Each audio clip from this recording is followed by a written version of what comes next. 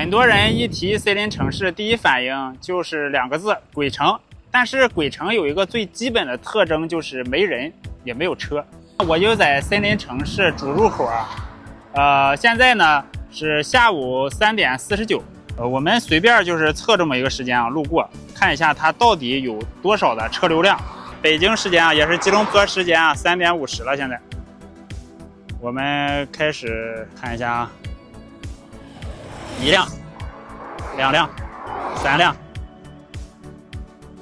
看一下对面的4辆、5辆、6辆、7辆、8辆、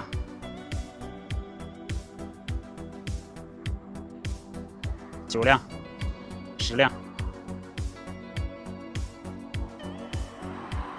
11、12、13、14、15、16、17、18、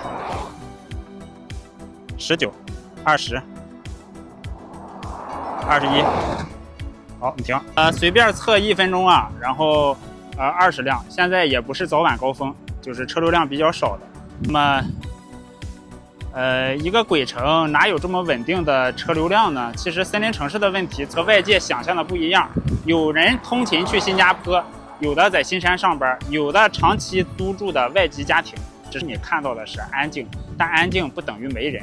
真正的鬼城是灯不开，车不走，服务停摆，而森林城市至少有人流、车流、生活流。